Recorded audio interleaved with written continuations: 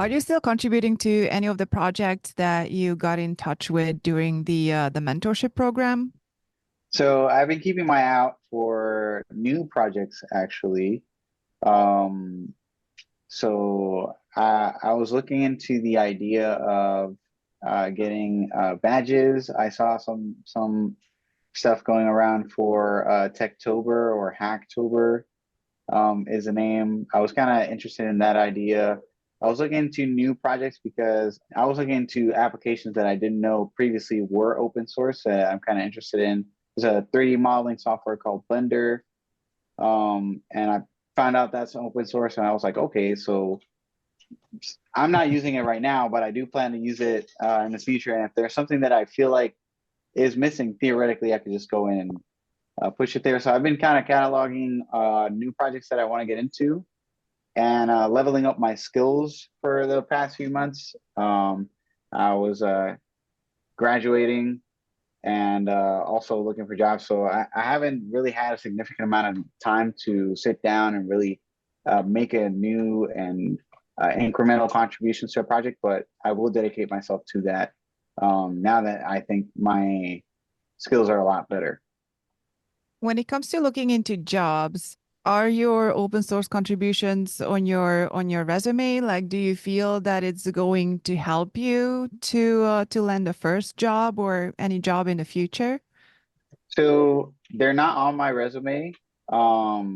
Resume is pretty packed, but I do have my GitHub on my resume, and I did clean it up to show that particular stuff, and it has already helped me. I did a handful of interviews where they asked about the stuff that I did on there, and it was helpful to have kind of a track record of, hey, you work with this language and this other programming language as well. So yeah, that was definitely helpful.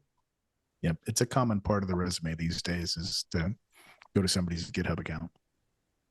Yeah, I mean, you don't really have to list out all your contributions because it's just on your accounts anyway. So if you just say that this is my, I don't know, ID nickname on GitHub, this is what I'm on Gitee, then people can just go and look it up, and it's very easy to find people's contributions, especially if you're contributing code or documentation.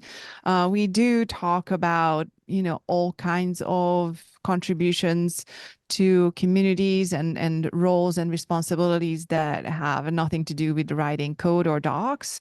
Those are still harder to find sometimes. So there will be things that is good to list out. Like if you help organize a meetup or user group, for instance, that is something that may or may not show up clearly on the web, but it's definitely something that should go into a resume in the future, because those type of contributions are also very valuable throughout your professional career. And it's very important to mention those, like people can see your organizational skills, your communication skills, and those kind of things.